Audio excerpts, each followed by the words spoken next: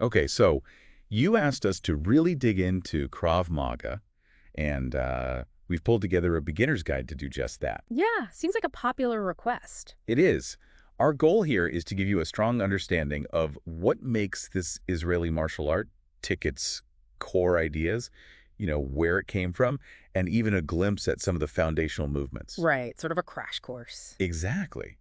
Think of this as your fast track to getting well informed about Krav Maga without getting bogged down in, like, unnecessary jargon. We're diving deep into excerpts from a beginner's guide PDF, so let's get started. Sounds good. And what immediately stands out, I think, is that Krav Maga isn't rooted in centuries of tradition or spiritual practice like some other martial arts. No. Its origins are very specific and, well, born out of a pretty pressing need for survival in a dangerous time. That's right. The guide kicks off with the story of Imi Lichtenfeld. He was apparently a gifted athlete in pre-WWI Czechoslovakia, Hmm. now Slovakia, Hmm. excelled in wrestling, gymnastics, boxing.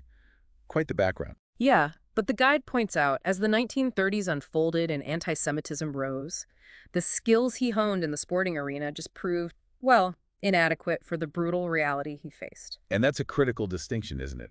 Traditional martial arts often have rules, scoring systems, a focus on competition. Right. Lichtenfeld was dealing with life or death situations where those considerations simply didn't apply. It wasn't about winning a match. It was about staying alive. Exactly. So he started developing his own approach, Hmm. a practical fighting method, drawing from his experience, but kind of stripped down to the essentials for survival. Makes sense.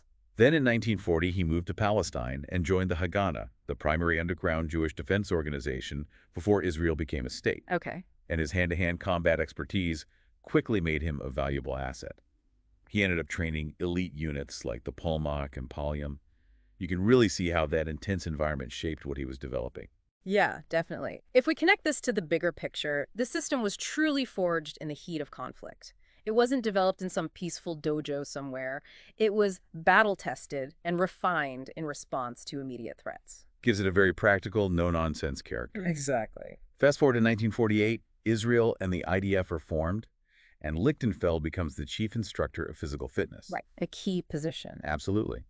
This gave him the platform to formalize and teach his system, which he named Krav Maga Hebrew for contact combat. Contact combat. Okay. And the guide emphasizes that even as the immediate conflicts maybe subsided a bit, the intention was always to maintain that core survivalist effectiveness.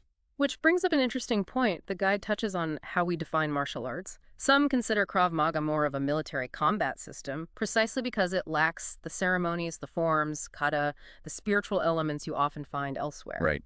Its sole focus is just efficiently neutralizing threats, particularly armed ones. Which leads us directly into the fundamental principles. At its heart, Krav Maga is about the rapid neutralization of threats. Simple as that. The guide makes it clear in this system, any attack is treated as potentially lethal. It requires a decisive, immediate response using any means necessary, especially if there are multiple attackers. Yeah, the idea of a fair fight is completely out the window. Totally. And what's so effective about this prioritization is that efficiency isn't just like a desirable outcome. It's the very foundation of every technique and tactic. Right. That's why there's such a strong emphasis on targeting the body's most vulnerable points: eyes, face, neck, throat, groin.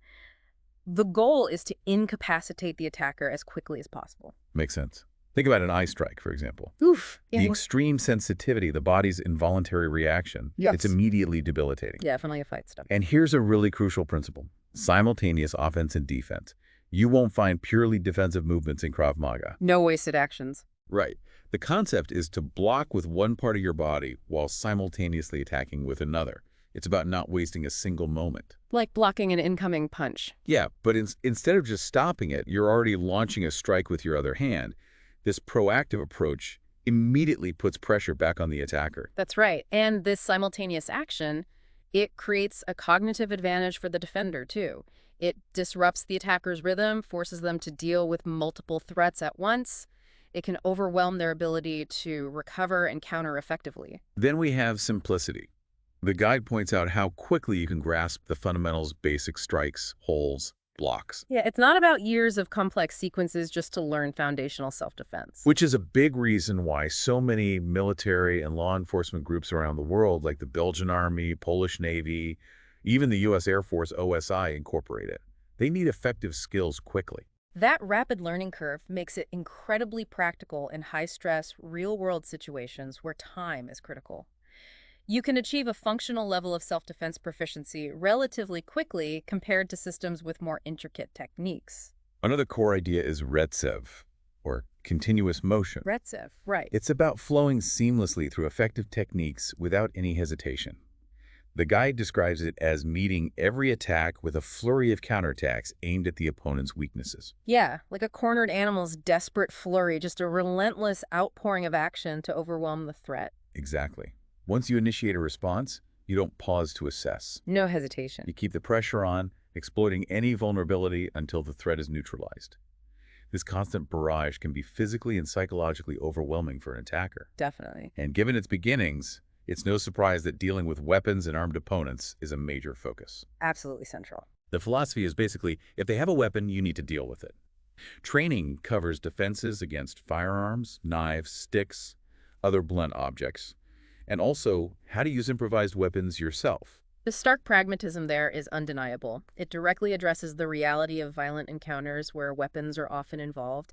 It's about surviving those encounters by any means necessary. Subduing holds are also part of the toolkit. The guide mentions holds designed for rapid neutralization, including techniques that can break bonds or apply chokeholds. Again, the emphasis is on ending the fight quickly and decisively. It's about creating immediate incapacitation, not getting into a prolonged struggle. The goal is to stop the threat in its tracks. Interestingly, though, despite this focus on brutal effectiveness, the guide stresses avoiding conflict whenever it's safely possible. Right, it's not about being aggressive. No, it's about making sound decisions when faced with danger. Krav Maga is presented as a tool for survival, not a license to start fights. Which reflects a mature understanding of self-defense, doesn't it? The best outcome is always to avoid violence altogether. These powerful techniques are reserved for situations where there is no other option. There's also a principle that apparently goes back to Imi Lichtenfeld's own experience of getting injured. Do not get hurt during training. Ah, okay. Practical. Yeah, it highlights the importance of safety in practice to ensure you can continue to train and avoid unnecessary injuries. It's a practical acknowledgement of the risks inherent in combat training. Emphasizing safety in practice ensures the longevity of the training and prevents injuries that would hinder one's ability to defend themselves if needed. And the guide does a good job contrasting Krav Maga with other systems, like Jiu-Jitsu. While Jiu-Jitsu is also very practical, it often focuses on taking the fight to the ground and using leverage. Right, ground fighting is its specialty. Krav Maga, on the other hand, prioritizes staying on your feet. And that's crucial because in a real-world scenario, especially with multiple attackers, being on the ground makes you extremely vulnerable. That difference in approach is key to understanding Krav Maga's philosophy. It recognizes the dangers of ground fighting in a chaotic, multi-opponent situation and emphasizes maintaining mobility and addressing threats from a standing position. Okay, so now the guide transitions to the basics, but it's really important to note what it says up front. This material provides a technical overview, but practical training absolutely requires a certified instructor. That's a vital disclaimer. You can't effectively learn this just by reading about it. Definitely not. While the guide offers valuable insights into the principles and concepts, the actual physical practice, developing muscle memory, getting crucial feedback from a qualified instructor, that's indispensable for acquiring the necessary skills. Right. It briefly covers warm-ups, things like jumping jacks, light jogging, just to prepare your body and minimize injury risk. Standard stuff. Then it moves into stances. Unlike some martial arts with tons of stances, Krav Maga focuses on two main ones, neutral and fighting stance. Keeping it simple. Yeah. The fighting stance has your weight balanced on the balls of your feet, non-dominant foot slightly forward, elbows down protecting your ribs, chin tucked, hands up guarding your face. So each element serves a purpose. The weight distribution allows for quick movement. Hand position facilitates rapid blocks and strikes. Exactly. And the adaptability of the sighting stance is significant too.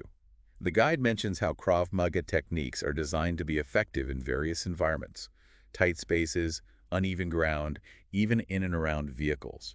The stance allows for that versatility. Good point.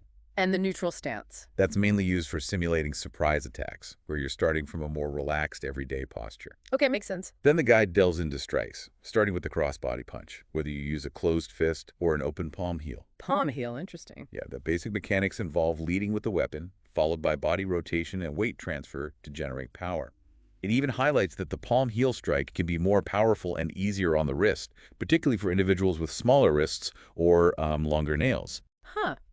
Good detail. And the emphasis on proper body mechanics, like pivoting the lead foot and rotating the hips, that's fundamental to generating effective power in these basic strikes, right? It's not just arm strength. No, it's engaging your entire body. Then, elbow strikes get significant attention, underscores their importance in close quarters combat. Yeah, elbows are brutal up close. The guide outlines 7 different types, practiced from a neutral stance to simulate unexpected attacks. They're numbered 1 through 7, horizontal, backward, sideways, various vertical trajectories. 7 types. Wow. The key to generating power is using torso and hip rotation, and the ideal contact point is generally just below the tip of the elbow. Yeah. In tight quarters, the elbow can be a devastating weapon. Incredibly effective at close range, and they can be real equalizers, even against larger, stronger opponents. Yeah. As the guide notes, they have the potential to cause significant damage to bone and tissue. The uppercut punch is also covered, particularly useful for striking targets under an opponent's guard chin, body, at close range. Again, the focus is on driving power upwards from your legs, through your core, and into the punch. And, as with all striking techniques, the non-striking hand stays up to protect your face. That principle of keeping the other hand ready to defend is constant, isn't it? Reinforcing that simultaneous offense and defense idea. Always. Now, this next one is mentioned with a very serious caveat. Eye strikes. Uh-oh. The guide explicitly states these should only be used in life-threatening situations due to the high risk of causing permanent injury. Rightfully so. It describes attacking at a slight upward angle, avoid the forehead, and explains how they can be particularly effective against larger attackers trying to grab or strike you. The immediate debilitating effect makes it a last resort. The inclusion of such a technique really underscores the extreme survival focus of Krav Maga. When your life is in imminent danger, the priority shifts, and techniques with severe consequences become justifiable for survival. Yeah. Then you have jabs and straight punches, highlighted as essential for setting up more powerful attacks, keeping an opponent at bay. Basic but crucial. The guide stresses keeping your elbow down for speed and accuracy, and involving your legs and hips for force, even in these seemingly basic strikes. Even a quick jab can disrupt an attacker's focus and create an opening. Definitely. Even seemingly simple jabs and straight punches serve a critical strategic purpose, controlling distance, testing defenses, creating opportunities. The hammer fist involves holding your fist vertically and striking with the outer heel pad of your hand. Okay, so not the knuckles. Right, can protect your knuckles. Useful in close quarters or if your fist isn't fully aligned.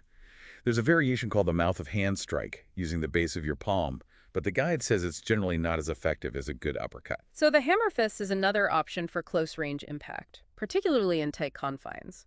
It provides a more robust striking surface, where a traditional punch might risk injuring your knuckles. Palm heel strikes again, using the meaty bottom of your palm. Similar body mechanics to straight punches, but they can generate significant power and reduce wrist strain. Good option for a wider range of people.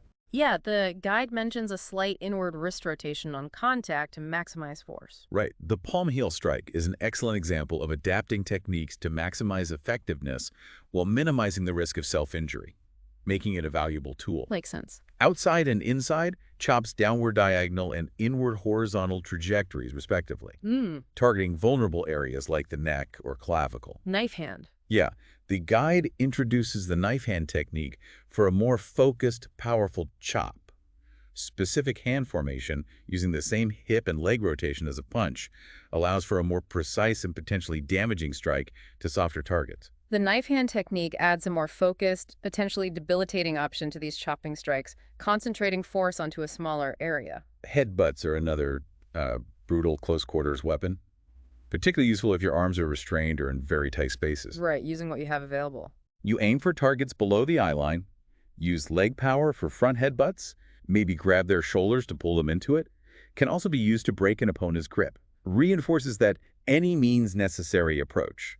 Headbutts underscore the primal nature of Krav Maga, utilizing a natural weapon when other options are limited in extremely close confrontations. Lastly, for hand strikes, there's the hook punch, effective for getting around an opponent's guard. Comes around the side.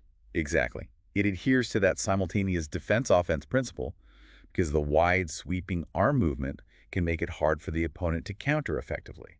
Variations in fist angle, but both rely heavily on strong hip rotation for power. The hook punch offers a wider angle of attack, allowing you to strike around defenses, and when delivered with proper hip rotation, it can generate significant rotational force, making it a powerful tool for striking the side of the head or body. Okay, shifting to kicks and knee attacks. The guide rightly points out these generally require more time and practice to master than hand strikes. More complex movements, bigger balance shifts. Right. The back kick is described as fundamental and powerful for both offense and defense. Pushing off the front foot, thrusting the kicking leg backward. Important to aim by looking laterally, right, not over the shoulder. Exactly. To maintain balance and power. Valuable defense against someone attacking from behind. The back kick is a potent tool for creating distance or striking an opponent approaching from the rear, emphasizing proper body alignment for maximum impact and stability. The front kick is straightforward, primarily targeting the groin. Useful long-range weapon. Coach. Yeah. You strike with the top of your shoelaces or the ball of your foot, snapping the lower leg forward and upward. Critically, the guide advises against looking directly at the groin, telegraphs your intention. Ah, good tip. Maintain eye contact with the center. Right, and kick through the target for maximum effect. There's also an advancing front kick variation for closing distance quickly. The emphasis on kicking through the target is key to maximizing the power and effectiveness of the front kick, ensuring it's more than just a light tap. The side kick typically targets the knee. More difficult for an opponent to intercept. Lower target, harder to grab. Yeah. Striking surface is the blade of your foot, outer edge of the heel. Mechanics involve lifting the leg, turning your body slightly as you extend, and pivoting your base foot so the heel points towards the target. The guide breaks this down into a 4-step practice drill. It does, yeah. And highlights the importance of fully pivoting the base foot for power and balance. Balance and a complete pivot of the base foot are crucial for a strong, controlled side kick, allowing for power generation and stability. The round kick starts similarly to the front kick, knee raised, but then you pivot the base foot and rotate your leg to strike with your shin or instep, ideally targeting the opponent's thigh or ribs. Like the front kick, the round kick emphasizes disrupting the opponent's mobility by targeting the lower body, specifically the leg or sometimes the ribs. The vertical front kick differs from the standard one. You strike with the ball of your foot, aim for the belt buckle or stomach, primarily to push an opponent back. Ah, creating space. Useful against multiple attackers. Exactly, or just needing immediate space. Requires lifting the leg higher, flexing the foot so only the ball contacts. Focuses on disruption and distance, not deep tissue damage. This variation serves a different tactical purpose, creating space, disrupting balance, critical in managing multiple threats. The leg sweep is a technique to quickly take an opponent off their feet. Typically involves a distraction first jab, grab, then using your leg to hook or sweep their leg out. Destabilize them, bring them down. Yeah, makes them easier to control or escape from. A well-executed leg sweep can quickly neutralize mobility and create a significant tactical advantage. The uppercut back kick is a close quarters technique against a rear assailant. Usually targets the groin with a short upward heel thrust. Less powerful than a standard back kick. Yeah, it relies on a small upward momentum, needs precise aiming. So it offers a quick, albeit less powerful, option for an immediate threat from behind at very close range, prioritizing speed and targeting a vulnerable area. Switch kicks are more advanced, involving a rapid sequence of kicks like a front kick immediately followed by a round kick. Often requires a small hop or stance switch. Creates a flurry of strikes. Right. The guide uses an example of 2 round kicks in succession. The first kick can set up the second, more powerful blow. Demonstrates higher coordination and control. Switch kicks showcase a more advanced level of coordination and body control, enabling a rapid, often surprising series of strikes to keep the opponent off balance. Finally, knee strikes, described as close-range fight enders. Very powerful weapon. Definitely. Utilizing the hard, durable knee structure, especially in confined spaces. The preferred method involves grabbing the opponent's tricep and shoulder to control their upper body. Get leverage. Yeah. Then driving your knee sharply upwards into targets like the stomach, solar plexus, or face. You can alternate knees for repeated strikes. Knee strikes are devastating at close range, utilizing the body's leverage and structure for maximum impact. Okay, now the guide shifts to defending against punches and strikes, reiterating that defense in Krav Maga is inherently linked to creating immediate opportunities for a counterattack. Never just defense. Right.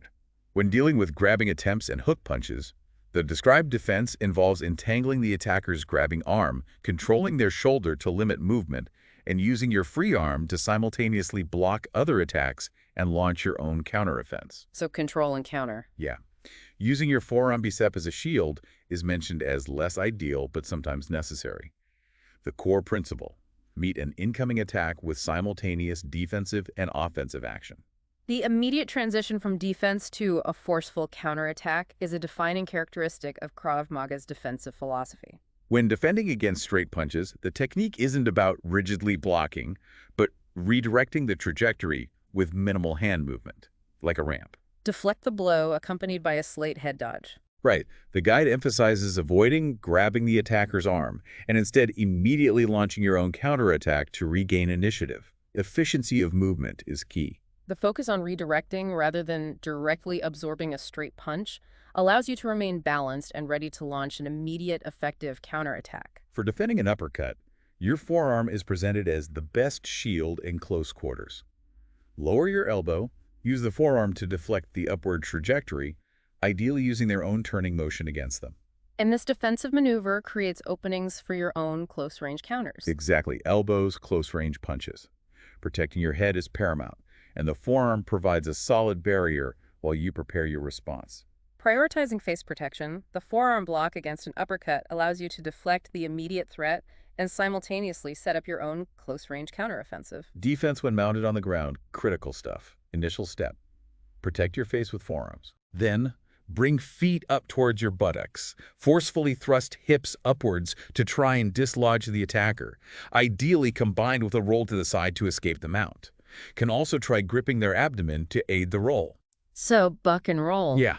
Another escape: bucking them forward so they instinctively put hands down to brace, then trapping one wrist and one foot to roll them over and reverse the position. Tap and roll. Okay. And once reversed, immediately go on the offensive eyes, groin stomp.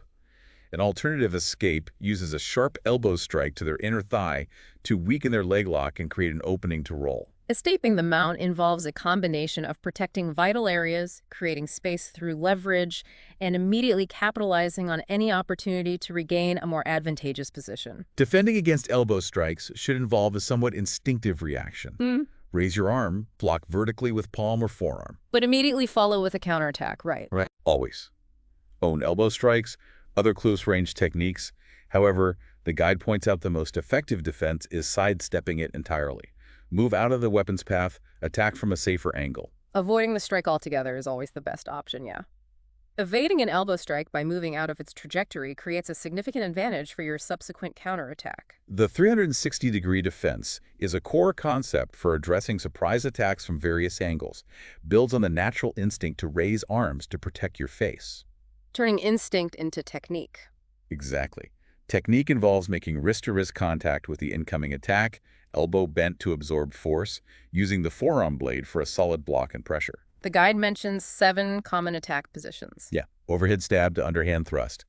Emphasizes every defensive movement must be immediately followed by a counterattack. The 360 aims to turn a protective motion into an immediate offensive opportunity. The 360-degree defense is designed to be an instinctive response to unexpected attacks, transforming a defensive maneuver into an immediate and aggressive counteroffensive. Now, defending against armed attacks. We're entering extremely dangerous territory. The guide strongly emphasizes avoidance as the absolute priority. Cannot stress that enough. It introduces the RCCAP principle: redirect, control, attack, take away.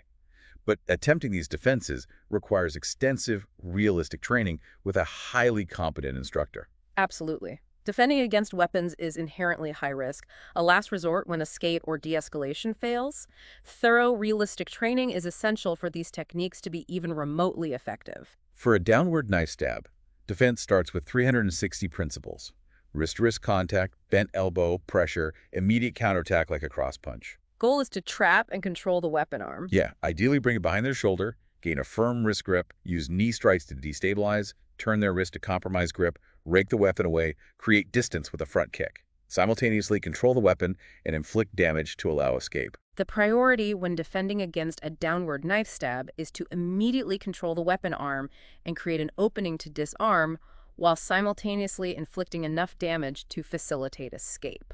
Against a straight knife stab, block from outside in to redirect the thrust, immediately grab the wrist to prevent withdrawal, keep your elbow down for control, then quick follow-up punches to distract, create opportunity to compromise wrist, and take the knife. Focus is on disrupting the attack and gaining control of the weapon hand.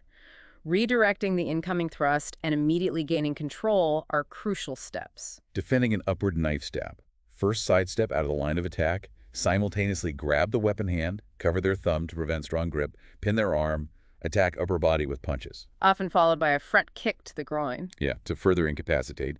Then twist their wrist to force them down, maybe a head stomp if needed. Finally take the weapon. Sequence aims to avoid immediate danger and aggressively neutralize the threat. Evading the initial thrust by sidestepping and then aggressively controlling the weapon hand are critical first steps in defending against an upward knife attack. Knife attack from behind. Guide strongly advises prioritizing safety over forceful defense.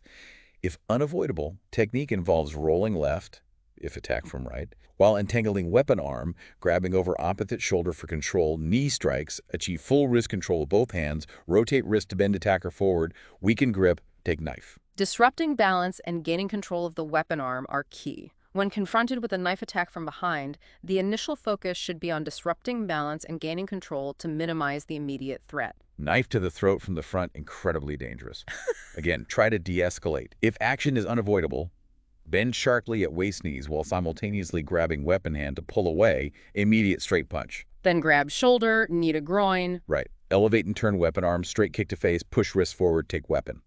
Extremely high risk needs rapid, decisive action. This is exceptionally dangerous. The defense requires a rapid, precisely executed series of movements aimed at disrupting control, inflicting immediate damage, and ultimately disarming. Gun threat from the front. Primary advice is de-escalate, comply. If forced to act, optimal moment often when hands are lower, more natural. Technique. Quickly grab barrel, redirect downward away, simultaneous punches with opposite hand, grip over hammer to prevent firing, twist gun towards assailant, rip away, create distance. Speed and decisive action are crucial. When faced with a gun threat, speed and decisive action are paramount to redirect the weapon and disarm before they can fire. Gun from behind. Non-resistance strongly recommended if possible. If resisting, slightly turn head for visual, quickly move out of barrel line, rotate body, trap gun arm against side, knees to midsection, elbow to face, maintain control of gun arm, rotate weapon downwards, disarm. Goal is get out of line of fire, gain control. Similar to a knife attack from behind, initial priority is getting out of the line of fire, then focusing on control. Stick, club, or bat defense. Technique involves shooting in quickly towards attacker's shoulder during backswing. Head down, lunge forward with dominant foot to close distance, extend both arms above weapon arm to trap it. Simultaneous strike or grab over shoulder, deliver knee strike. Yeah. Return free hand to weapon for better grip. Rotate body twisting weapon out using hip legs. Strike high with weapon butt. Closing distance quickly and trapping the arm are key. Closing the distance rapidly and securing control of the blunt weapon are crucial elements in defending against a stick, club, or bat attack. Okay, defending against kicks and knee strikes. Guide emphasizes reflexiveness, speed, accuracy for front kicks. Defense. Sidestep out of line of attack. Simultaneously parry with forearm blade while moving inward, immediate counter punches. So deflect while closing distance for counter. If they kick right, sidestep left, parry right forearm. Exactly, and vice versa. Defending against front kicks requires quick lateral movement to evade direct impact and a simultaneous parry, immediately followed by closing distance. Several defenses for round kicks mentioned. Yeah. Dodge by stepping back, then blitz forward. Block low kicks with your own leg. For higher kicks, try catching below the knee while striking grabbing face to disrupt balance. Or stepping between their legs to take them down. That too. Or use basic guard while moving aggressively forward to block and immediately punch. Key is either avoid or intercept and immediately counter. Round kicks offer a slightly longer window for reaction, allowing various defensive responses, evasion, interception, disruption for a counterattack. Defending side kicks and back kicks. For side kicks, sidestep out of path. Parry if needed, reposition to side or rear to take away balance, launch hard counters. And for back kicks, attacker's back is turned. Often. Defense. Quick step to side. Catch kicking, ankle to force, wide stance, immediate front kick to groin. Both defenses emphasize lateral movement and creating counter opportunities. Defending against side and back kicks prioritizes lateral movement out of the direct line of attack, followed by exploiting the attacker's compromised balance with a decisive counterstrike. Facing knee attacks. Attacker often needs hands to grip you, so your hands are often free. Guide recommends open outward palms to block higher on attacker's thigh, disrupts force, creates opening for uppercut counter. Quicker counter. One arm blocks, other strikes groin stomach immediately. Or block, grab leg, chop out base leg. Intercepting the knee early disrupts power, creates immediate counter opportunities. Intercepting the knee strike higher up, the leg disrupts its momentum and provides an opportunity to launch an immediate, effective counterattack, exploiting temporary imbalance. Finally, how to fall safely and fight on the ground. Backward falls. Key is spread impact, avoid back of head, tuck chin tightly, practice from squatting, then standing. Side falls. Distribute weight across forearm side, avoid pointed impact on elbow shoulder. Practice from sitting, squatting, standing. Simulate with leg sweep. Knowing how to fall correctly can significantly reduce injury risk if taken down. Mastering basic falling techniques is crucial for minimizing injury risk should you find yourself on the ground. Ground defensive positions emphasize awareness and creating space to get back up, always the primary goal. Lift head for visibility, arms up in guard, one foot flat for leverage movement, other foot to strike. Straight foot thrust creates distance. If opponent is to the side, round kick by rolling hips. Overarching principle, create enough space to stand up, regain a more advantageous position. The ground defensive position is about maintaining awareness, protecting vital areas, and creating opportunities to disrupt control and regain a standing position. Escaping mounted ground chokeholds. Specific techniques. One-handed choke. Hook under choking arm, foot up against hip leg for leverage, distracting strike, eye gouge, groin strike, buck hips up forcefully, roll them to side, reverse position, gain mount. Two-handed choke. Break grip by explosively popping elbows out while simultaneously bucking hips up, then use trap and roll technique. Right. Escaping the guard position, opponent has you between legs. Push up towards face chin to loosen grip. Strike groin midsection, elbow strike inner thigh to compromise leg lock, control their legs, use free limbs to push off, get back to feet. Escaping ground chokeholds and the guard position requires specific techniques to break control, create space, and regain a dominant or neutral position. Escaping from ground chokeholds and the guard position involves precise movements to disrupt the attacker's control, create space, and ultimately allow you to return to a standing position or gain a more advantageous ground fighting position. So, in conclusion, the guide is a powerful reminder of the high-stakes environment Krav Maga originated in survival as a daily concern. Yeah, it really puts it in perspective. It acknowledges the system's modern relevance, even for those not facing the same threat level, and reiterates it's a highly practical, potentially lethal skill set, one we hope we never need. Definitely. The guide also mentions fitness and self-confidence as valuable secondary benefits of consistent training.